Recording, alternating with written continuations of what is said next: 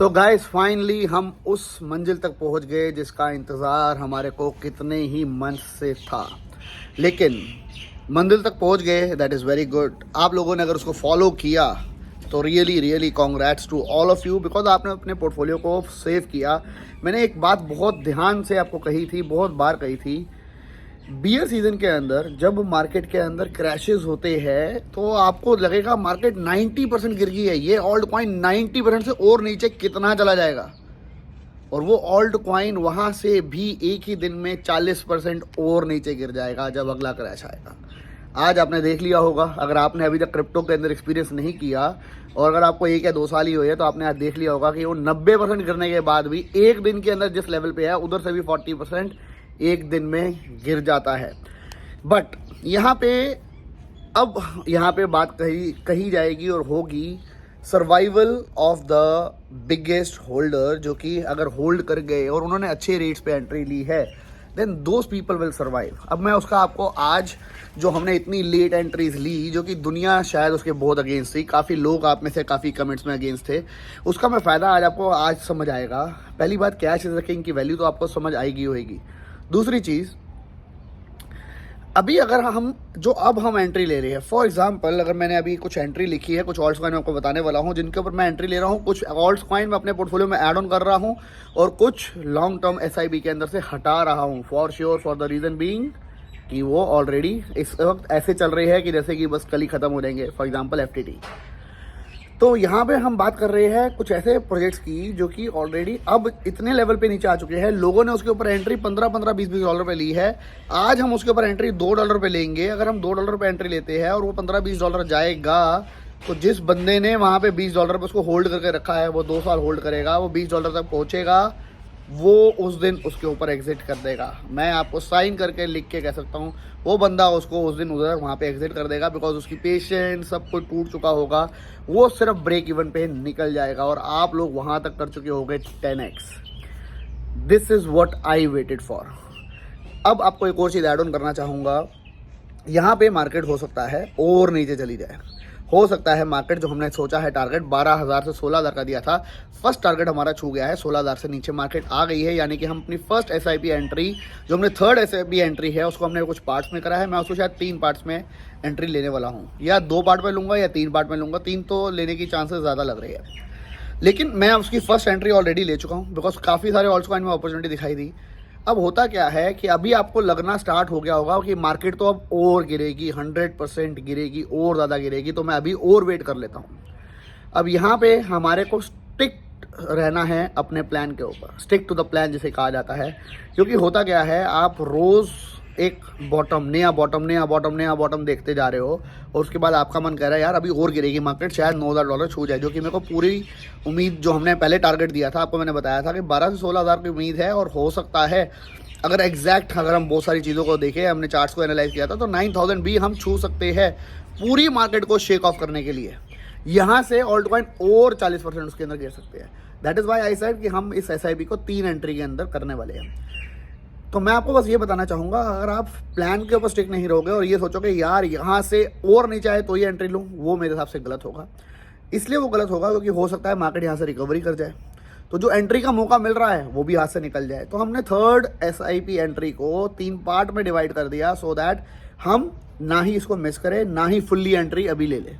Third entry की बात कर रहा हूँ। फोर्थ तो शायद हम 9,000 के आसपास कभी सोचेंगे अगर वो लेने का मौका मिला, वरना हम शायद उसको लेंगे ही नहीं, वो शायद हम शॉर्ट टर्म ट्रेड करते हुए लेंगे।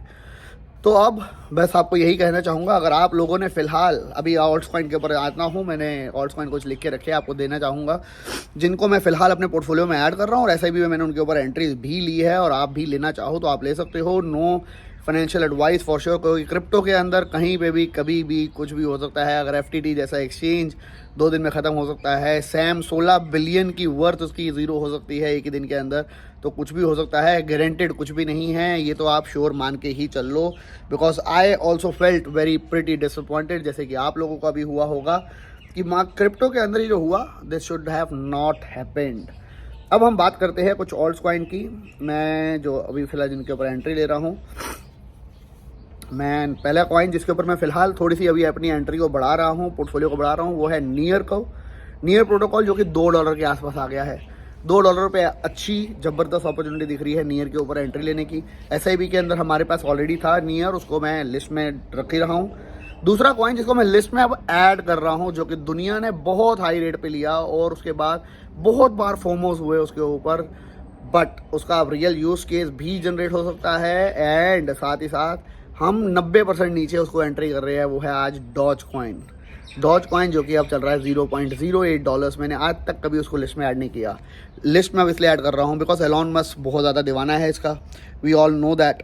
एंड एलॉन मस्क जो है ट्विटर का भी अब ऑनर बन चुका है, तो बहुत कुछ हो सकता है डॉज के साथ करा जा सकता है और आने वाले टाइम में एक सिंगल ट्वीट इसको 2x 3x ले जाएगी। और जहाँ पे हम अभी इसके ऊपर एंट्री ले रहे हैं, हम दुनिया से बहुत बढ़िया प्राइस के ऊपर बैठे हैं, तो यहाँ से जब भी वो पंप करेगा सबसे पहला प्रॉफिट हम लोगों को होने के चांसेस होंगे। थर्ड कॉइन जिसको मैं अभी फिलहाल ले रहा हूँ जो कि काफ़ी स्ट्रॉन्ग दिखाई दे रहा है, वो है EWT, जो कि हमारी लिस्ट में ऑलरेडी था। उसको मैं थोड़ी सी होल्डिंग उसकी और बढ़ा रहा हूँ फिलहाल। EWT जो कि लगभग $3.5 का चल रहा है। हमने इसको शायद नीचे वाले रेट पे भी लिया था, लेकिन मैं इसको थोड़ा सा और एक्यूमुलेट फिलहाल कर रहा हूँ। येस, मैं थोड़ा सा और नीचे आए तो आप ज़्यादा वेट कर सकते हो और एंट्री कर सकते हो। एक कॉइन को मैं अब ऐड कर रहा हूँ हमारी लिस्ट के अंदर, जो कि मैं काफ़ी टाइम से ऐड करना चाहता था बट कर नहीं पाता था, क्योंकि उसका एक तो रेट ज़्यादा था और दूसरा उसका कंपटीशन मेरे पास ऑलरेडी हमारी SIP में एडिट था। लेकिन FTT के ऊपर इशू आने के बाद और सोलाना के ऊपर भी इशू आने के बाद मैं इन दोनों को अपने पोर्टफोलियो से फिलहाल एग्जिट कर रहा हूँ। FTT को भी, सोलाना को भी। शायद आप में से कुछ लोग कहेंगे सर सोलाना को क्यों? सोलाना पे काफ़ी सारे इशूज़ है फिलहाल। जो मेरी होल्डिंग है उसको मैं होल्डिंग रख रहा हूँ ऑलरेडी फिलहाल, जो है सो है और कुछ किया नहीं जा सकता उसके ऊपर। लेकिन उसके अलावा मैं ऐड जो कर रहा हूँ उसका नाम है सैंड, जो कि बहुत बड़ा प्रोजेक्ट है और बहुत अच्छा प्रोजेक्ट हो सकता है मेटावर्स के अंदर आने वाले टाइम में, और अब चल रहा है $0.60। तो मेरे को काफ़ी ग्रेट अपॉर्चुनिटी दिख रही है सैंड के ऊपर, तो मैं इसके ऊपर एक एंट्री ले रहा हूँ।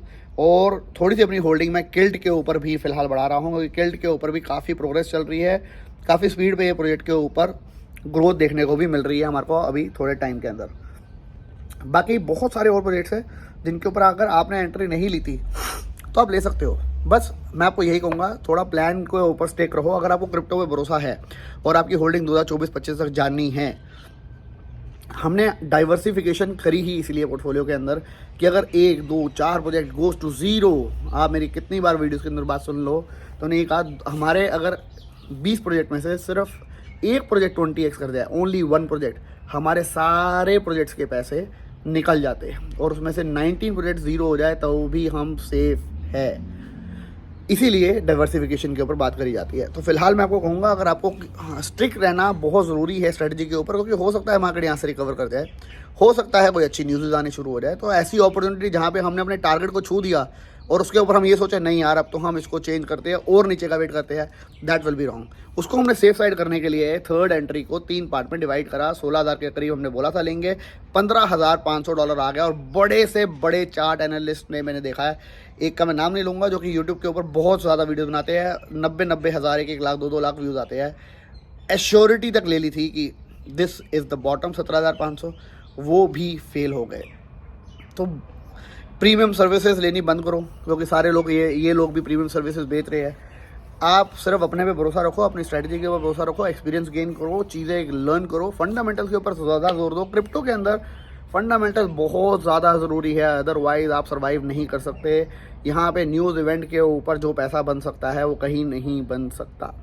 दैट्स इट, आज के लिए इतना ही। जो से कॉइन के अंदर जो पैसा भी आप डालना चाहते हो, अगर वो काफ़ी नीचे आ चुका है 90-95% और उसका प्रोजेक्ट बहुत अच्छा है, प्रोग्रेस कर रहा है, तो आप कमेंट बॉक्स में मेरे साथ शेयर कर सकते हो और उसके ऊपर एंट्री लेना चाहो तो आप एंट्री बना सकते हो। फिलहाल we are not yet at the bottom I will say, but yes we are very near to the bottom. लेकिन अपनी स्ट्रेटजी के ऊपर स्ट्रिक्ट रहना बहुत ज़रूरी है। बिटकॉइन 9,000 भी आ गया और अगर आपने 16-15 हज़ार के ऊपर भी एंट्री ली है, we have taken very good entry. और उसके बाद अगर आपने 12,000 पे भी एंट्री ली है, we have taken a best entry. हमने एग्जिट भी जो किया था वो 69 पे नहीं किया था, हमने 59 पे किया था और आज 59 दुनिया उसका वेट कर रही है।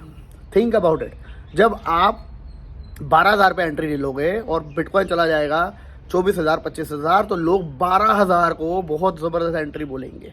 तो आप सोच के चलो, स्ट्रिक्ट रहो प्लान के ऊपर। मार्केट में जो भी सिनेरियोज होंगे लंबे टाइम के लिए अगर हम आप होल्डिंग कर रहे हो तो are looking really good scenarios जहाँ पे हम एक अच्छा प्रॉफिट बना सकते हैं लॉन्ग टर्म होल्डिंग के लिए. Again I will say it is no financial advice. Video को देखने के लिए थैंक्स अ लॉट. अगर आप लोगों का पोर्टफोलियो बचा है तो I am really feeling proud about it and I will से tap on the shoulder again because हमने डेट्स के साथ डंप को प्रेडिक्ट किया, हमने डेट्स के साथ टॉप को प्रेडिक्ट किया, हमने डेट्स के साथ मई के डंप को प्रेडिक्ट किया. आई रियली फील कि आप लोग हमारे साथ आगे भी देते रहे और मैं ट्राई करता रहूँ आप लोगों को बेस्ट चीज़ें बताने का जहाँ पे आप अच्छा पोर्टफोलियो बना सके.